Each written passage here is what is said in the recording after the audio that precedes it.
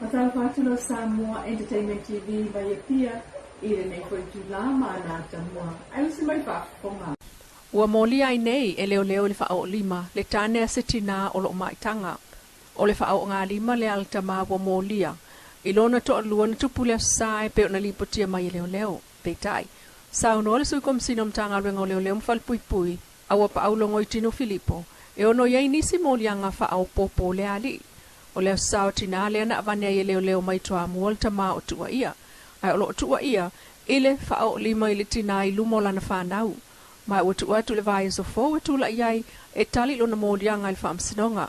Mwhaamna tua ili sui kom sina o le whao lima e whaatupula iai le vevesi tonu a inga. Mai le o se tali o le whaafita au li le whao lima. Na ia whao tua fo i au na mawhau mua au le itupu se vevesi. Masa vali ese. E leo to e tuu mamai na e leo sa wanga mai tutonu ainga. Ai mai sa mata upu olo o sa wai naitina. Ai o isi fo itaimi o tama. O le wha popo ai o tama ita e le pale mene o se tūlanga na talia le leia le fionga le suita ita il vang wha upail HRPP. Fono toe la wofo, pia la wofo. O le fionga fono toe o le whaipule o le tu malo ano a maalua. Le ua lua ai nei o na sui le maota whaitu la fono. Ina ua sao mai tonu le fionga to mata Nora Leota. Sao la tau wā mai palo te tele o aperila lua o lua tasi. Sao no ai fono toe o se la asanga le leitele a wā o le amanu iai lona i tu malo. O le whaai unga alfa amsinonga le ua taati ai nei i le fonga fitalai o le mota e wha tau tolo sui te maita i a tolu se taimi vave mua lava. O le taunu unga le o le sifulu pase nei lungol tula fono wha vai o palota.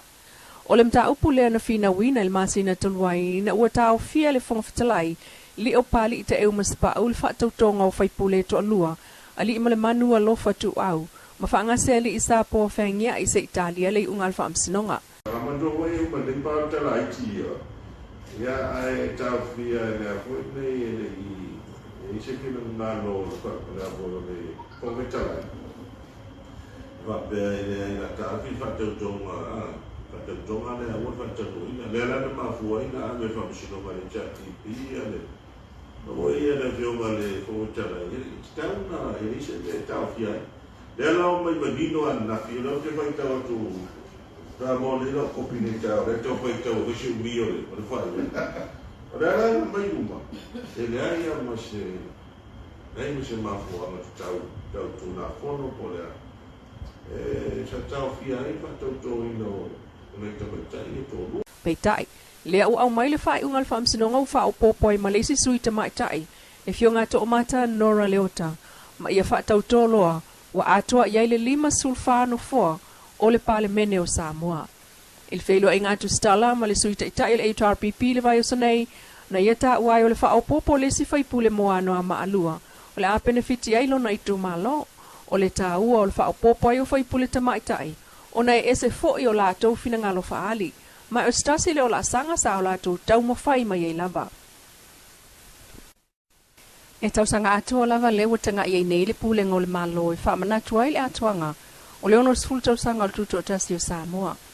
O le vaiaso nei lean amatai o na alo ia tāpenanga o le nā wha moe.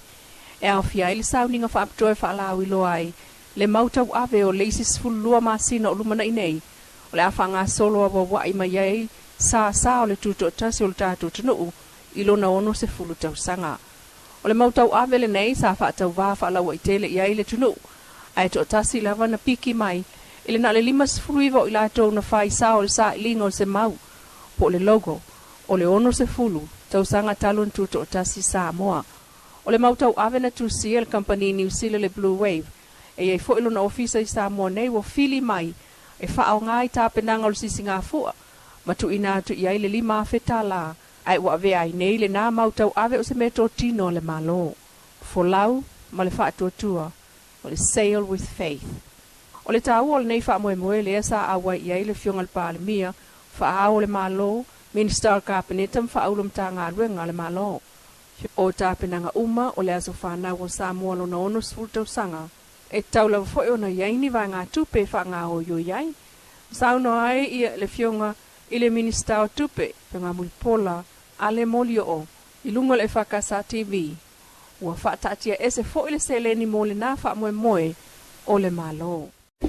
ia o lea wai ai le finagalo foʻi o le komiti ma le fioga tamaitai palemia o le a tatou tatala i tua ia atoa tausaga o patipatia le faailogaina foʻi o le tutoatasi o lona uiga e mai ai le aso muamua i umi e kau le aso tolusfulu o me lo olu tolu ia ae o keiloaiga o lea la iai se laolao e folasia ai le kalena faaletausaga lea ia atonu e aoga foʻi mo le faafogafoga mai ma le sisila mai o aiga o loo fuafua e malaga mai ia aua e ia activities po o tapenaga uma po kalame uma i lea masina ma lea masina ae o le tulaga foʻi lea ia manaʻo e tuʻitua ia tapenaga ia auai uma i tumalo ia ia le sao le tumalo faatino ai latou foʻi ia tutoatasi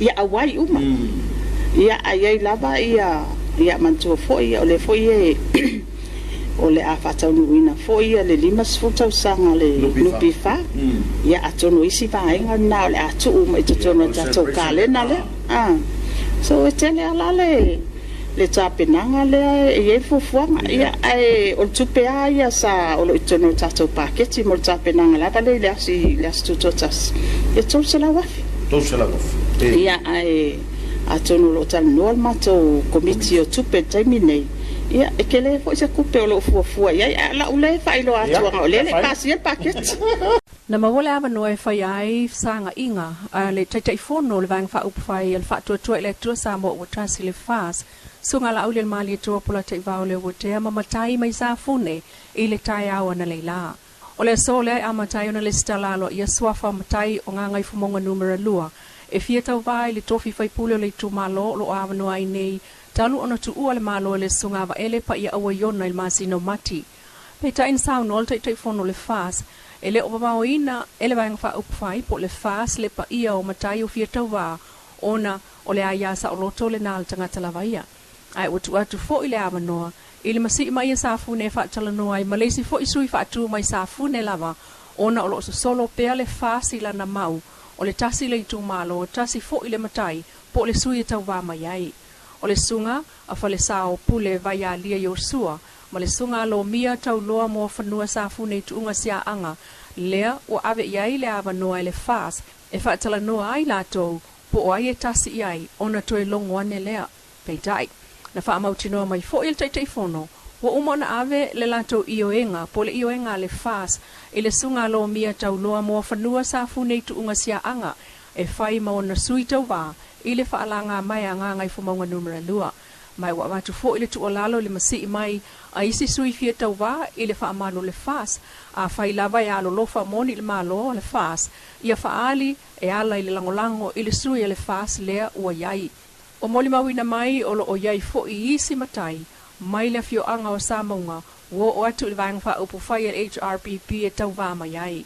O le aso freile nei e tāpuni ai le stelanga o sua fomatai tau wā mole no foa e tasi o le itu malo ngā ngai whamaunga lua i lana palo tala i titi i le aso tolo iuni. La Samoa Entertainment TV mai pia whapupunga o tamua le aso ataiao i le alofa le atua a kasoifuania.